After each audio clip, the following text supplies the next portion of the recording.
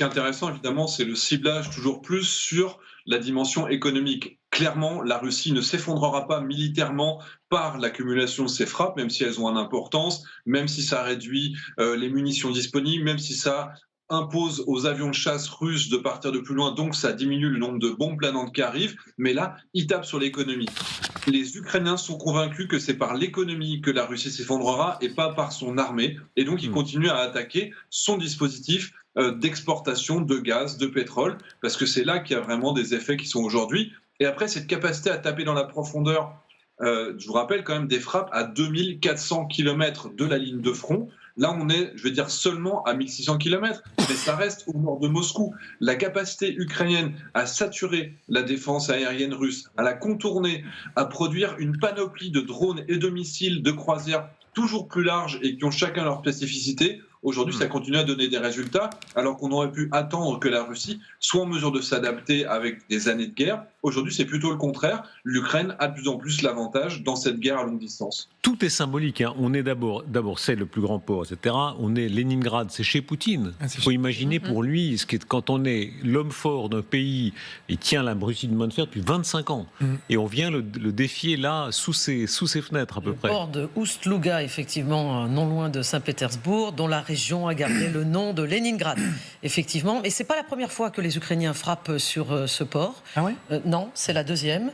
Et donc ça a provoqué un immense incendie, mais il frappe aussi sur les raffineries, comme vous savez, Darius. Et donc là, on avait aussi montré la carte des raffineries qui sont atteignables par les drones ukrainiens. Il y en a une qui est au sud de Moscou, à Ryazaň, donc très loin également du front, une des plus grandes raffineries de Russie. Donc c'est effectivement, on le dit, on le répète, la stratégie ukrainienne qui est de sans cesse frapper autrement que sur le front. Alors regardez, une des images les plus extraordinaires de la journée, c'est la façon qu'ont les Russes sont réduits pour éviter les drones et le danger des drones à avoir recours y compris à des moyens qui peuvent paraître un peu artisanaux, voire un peu primitifs. Ils utilisent par exemple des quads.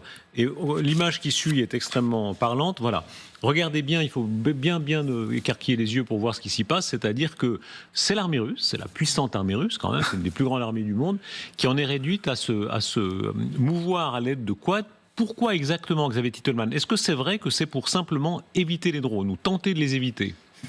Alors, il y a deux raisons. La première, c'est que la Russie dispose de moins en moins d'armes, de blindés. Ça, c'est le premier élément. Même s'ils voulaient continuer au rythme des pertes qu'ils ont eues par les années précédentes, ils ne pourraient pas le faire. 1400 chars prouvés détruits en 2024 pour la Russie. Simplement, ils en ont plus.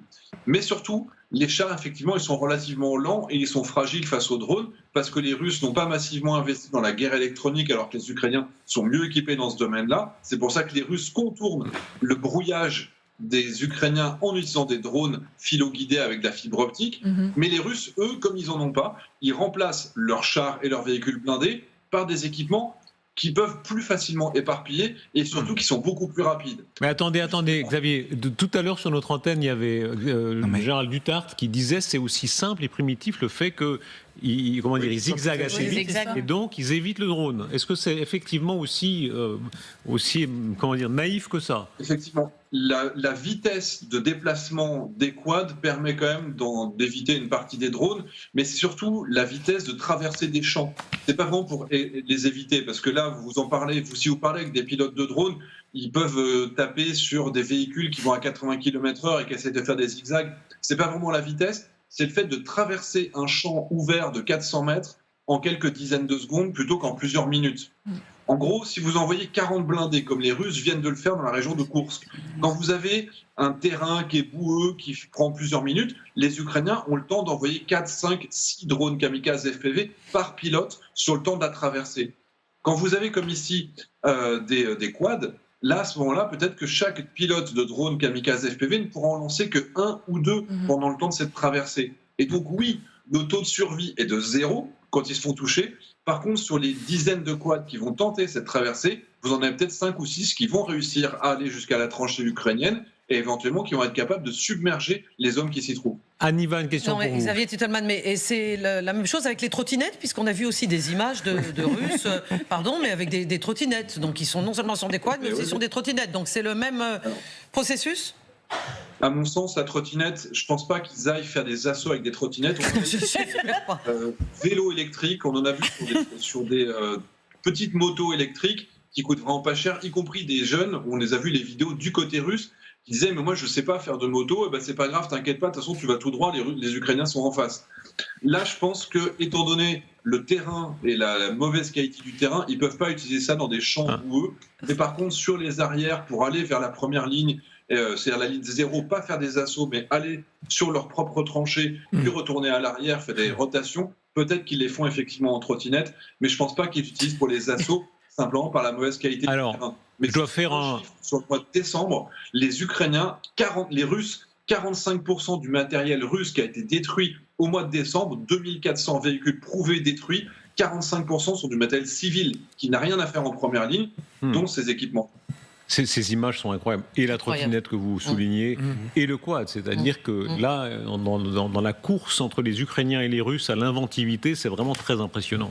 Oui, bien sûr. Alors, juste un élément. Je voyais marqué, il y a 58 000 frappes par drone revendiquées par les Ukrainiens. Il faut bien comprendre que ces 58 000, à 90-95%, c'est de 0 à 12 km sur la ligne de front. Ensuite, vous avez ce qu'on appelle un mur anti-drone, c'est-à-dire que c'est après vous avez la guerre électronique, les brouillages, les défenses antiaériennes qui se trouvent généralement après, et ensuite les drones qui arrivent à passer ce mur peuvent aller éventuellement en longue portée et taper plus loin l'intérieur de la Russie. Mais à 99%, tout se passe sur la ligne de front, on appelle ça ligne de contact. Et dans cette ligne de contact, oui, les Russes ont renoncé effectivement à des assauts blindés assez classiques pour des combats d'infanterie. Alors ça a beaucoup moins d'ampleur, ça va beaucoup moins loin, c'est aussi pour ça que les choses sont Mais beaucoup pourquoi, plus lentes. pardon Michel, mais pour avoir moins de pertes? Non, pour être plus léger, plus flexible, plus maniable. Donc c'est des compagnies, c'est une centaine d'hommes au grand maximum qui sont là avec beaucoup d'appui, avec normalement. Mais attendez Michel, comment ça marche? Si on regarde ça de plus près, regardez de plus près. J'avoue que tout à l'heure j'ai annoncé que sûrement vous feriez une blague sur Anne Hidalgo, Guillaume Roquette, parce que voyant trottinette, Guillaume Roquette, forcément on allait arriver à Anne Hidalgo, mais j'ai été. Écoutez, j'essaie de ne pas être trop prévisible, mais moi je m'interrogeais parce qu'effectivement, vous n'allez pas contre des Léopard 2 avec avec des trottinettes. Donc probablement que l'utilisation de ces engins ou de ces quads, c'est aussi en quelque sorte un aveu d'échec, parce que ça veut dire qu'il n'y a plus de... ça peut, j'imagine, faciliter les transmissions d'informations. Je ne vois pas très bien à quoi ça peut servir d'autre, ces trottinettes-là. Peut-être que dans un contexte où il y a des brouillages généralisés, où les communications sont difficiles, on en est là, mais je pense que c'est plutôt anecdotique, quoi. De la même façon qu'on ne fait pas tourner une ville. C'est quand même cela, c'est un symptôme aussi des pertes matérielles, des pertes en véhicules classiques de la Russie. La Russie, au début de la guerre, c'était l'armée la plus mécanisée du monde. Il y avait, entre le rapport nombre d'hommes et le nombre de véhicules, nombre de tonnes d'acier, de chenilles, de tout ce qu'il y avait, c'était les meilleurs au monde. Maintenant, c'est plus le cas. Ça s'est raréfié et ça se raréfie de plus en plus. On sait, par exemple, que là, pour l'instant, ils puissent dans les stocks de matériel dit majeur, que deuxième semestre 2025, ils auront épuisé les stocks, par exemple, de vieux chars, de vieux véhicules blindés, et que ils seront condamnés à faire de la trottinette, quoi. Ce qui peut effectivement changer beaucoup de choses, quoi. Qu'est-ce qui explique, parce qu'il y a toujours ce paradoxe, on dit, et avec raison, l'économie russe a de grosses difficultés. On voyait le cours du rouble, qui évidemment est désastreux. Le cours du rouble, ça ne ment jamais. Le cours des monnaies, l'inflation, il y a des difficultés sur le front, le taux directeur, etc. Et malgré ça, il y a ce discours qui paraît défaitiste à certains, de Volodymyr Zelensky, qui prononce ces mots de table des négociations, qui, pour beaucoup, sont inacceptables. Xavier Titelman? Pardon, non, je disais simplement, effectivement, on est sur une situation économique dans laquelle il y a aussi un autre élément dont on ne parle pas souvent, c'est la surévaluation du fonds souverain. La Russie prétend que son fonds souverain est encore rempli, alors qu'en réalité, certains éléments comme la compagnie aérienne nationale ont toujours leur valeur d'avant la guerre, alors que réellement, ils ne volent plus, ils n'ont plus aucune valeur aujourd'hui. Donc même quand aujourd'hui on fait croire que la Russie a toujours des réserves et qu'elle peut continuer à tenir avec la situation actuelle, c'est faux. Le fonds souverain, j'ai parlé avec un économiste il y a 2 jours qui m'a vraiment soutenu cet élément. oui, ils ont les fonds qui sont vides et ils n'ont plus de dollars ou d'or à échanger. Alors tout ça est vrai, Xavier Titelman, mais pourquoi alors, pourquoi ce dont on parlait tout à l'heure, c'est-à-dire les 1700 désertions de soldats ukrainiens, c'est très grave. Objectivement, c'est très grave, c'est une situation très grave. Pourquoi parler de table des négociations alors que logiquement, dans une logique churchillienne, il devrait dire, dans une situation pareille, c'est le moment au contraire de se battre jusqu'au bout, Crimée, jusqu'à récupérer le dernier centimètre carré de la Crimée. Pourquoi ce paradoxe ? Mais l'armée russe ne s'effondrera pas militairement. Le pouvoir russe ne sera plus en moyen de continuer à essayer d'avancer, mais ils ne vont jamais renoncer aux gains qu'ils ont obtenus aujourd'hui. Et les efforts militaires, les milliers, les dizaines de milliers de morts qui seraient nécessaires pour récupérer le territoire ukrainien par les armes, aujourd'hui, les Ukrainiens n'ont pas la base de manœuvre pour le faire, mais deux, on ne leur a pas donné le matériel nécessaire pour le faire. Donc il y a un principe de réalité. Attendez, Xavier Titelman, vous dites que c'est impossible pour l'Ukraine aujourd'hui de récupérer par la force la Crimée et le Donbass ? Sans aucun doute, c'est impossible parce qu'il y a une continuité territoriale vers le Donbass. La Crimée, il faudrait énormément de moyens pour réussir à le faire et il faudrait 1 an et demi de combats intenses une fois qu'ils auraient réussi à percer vers la mer d'Azov.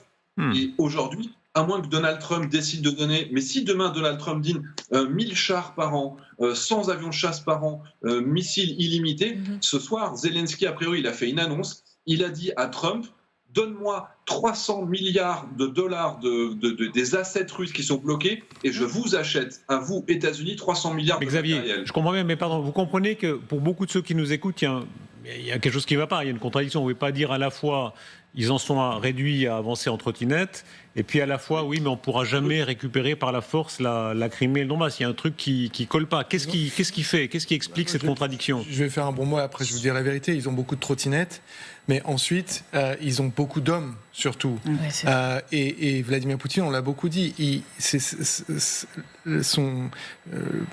sa population, sa profondeur stratégique, elle n'est pas infinie, mais, et j'en reviens au propos que je citais de Zaloujny tout à l'heure, il est prêt à puiser dedans ad nauseam.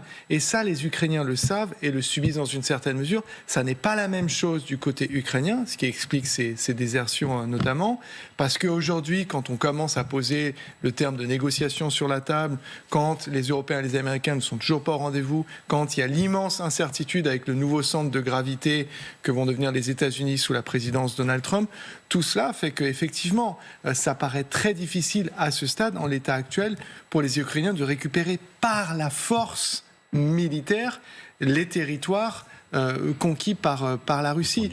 J'écoutais tout à l'heure, vous savez, Anthony Blinken, le secrétaire d'État américain sortant, qui dit lui-même, qui reconnaît qu'effectivement, à ce stade, la ligne, c'est ce qu'il dit, ne bougera pas dans un futur proche. La ligne militaire ne bougera pas. À partir du moment où les Américains ont posé ce constat, les Ukrainiens sont les premiers concernés, ils l'entendent et ils agissent en conséquence. Et donc Zelensky est en train de développer ce concept qui consiste à dire on ne pourra pas le récupérer militairement, on va le récupérer par la diplomatie. Ça reste une sorte de vœu pieux, parce qu'on imagine bien que par la diplomatie, ils ne vont pas convaincre les Russes de rentrer chez eux. Donc c'est une manière de dire... Voilà, on va arrêter les frais ici et puis on va faire en sorte d'avoir de vraies garanties de sécurité. Alors, on reparlera. Pas des désertions, alors, il y a des déclarations très importantes, effectivement, de Volodymyr Zelensky ce soir et on va les développer dans un instant. Parler de Trump. Il tend la perche à Trump et visiblement, il veut parler aux Russes puisqu'il dit on va d'abord s'entendre avec Trump et ensuite nous pourrons parler avec la Russie, ce qui est un changement évidemment très important, puisque précédemment il disait on ne parle pas avec la Russie nazie, c'est les mots qu'il utilisait. Maintenant il dit on va parler avec la Russie. Est-ce que c'est une forme de défaitisme ou est-ce qu'il a raison de vouloir parler aux Russes ? On en reparle dans un instant, mais restons un instant sur le terrain avec cette image encore, ce char russe qui visiblement est en mauvaise posture. Alors Mélina, le chef d'édition, a une expression qui nous a fait sourire tout à l'heure, il disait c'est un nid de poule. Je disais c'est un gros nid de poule. Il est coincé là. Colonel. C'est le principe du fossé anti-char. Quand on creuse des trous, c'est ça. C'est pour obtenir ça. Ah ben oui, c'est pour obtenir ça, bien sûr. Exactement. Le char, c'est tout terrain, mais... il y en a sous la casquette. Hein. avec certaines limites, quand même. Voilà, ce qui m'étonne, c'est de la part de l'équipage du char qui n'a pas vu le truc. Oui, ils ont vu le et qui se fait avoir... c'est assez lamentable. Voilà, qui se font avoir un peu comme des bleus, quoi. Alors, il est tout tape fermé. C'est-à-dire que le pilote qui est devant le char, soit il pilote avec la tête ouverte, et dans ce cas-là, il voit à peu près, soit il est à l'intérieur, il a la tape qui est fermée pour le protéger, et là, il voit évidemment beaucoup moins bien. Mais au-dessus, vous avez normalement un chef d'engin qui... Le tankiste Guillaume Roquette. J'étais tankiste. Oui, mais non, on a le choc. Oui, mais des Guillaume tankistes, Roquette là. aussi. Oui, oui, mais T'étais mais sur effectivement- un Bix 10 RC. non, mais oui, mais effectivement, en principe, le chef d'engin, même quand il est en position de combat, donc avec les toiles fermées et la tête à l'intérieur, il a une espèce Il voit. de petit Normalement, il périscope voit quand même, hein. qui lui permet de voir dans toutes les directions. Et c'est un peu étonnant qu'il aille se foutre là-dedans, effectivement. Il y a peut-être un problème de transmission à l'intérieur de l'engin entre le chef d'engin qui est en haut et le pilote qui est en bas. Mais trêve de plaisanterie, ils ont intérêt à sortir très très vite là, parce qu'ils sont en visée par un drone. Ah oui, là, il Et faut- quand on connaît le talent dépanneuse. des Ukrainiens, y compris sur des véhicules qui sont en mouvement, là, ils sont à l'arrêt. Ça peut faire très, Je pense très que le mal, tube très, aussi très vite. doit avoir pris un bon coup. Ah, franchement. Ouais, le canon, à un moment, Voilà, et il va fonctionner beaucoup moins bien.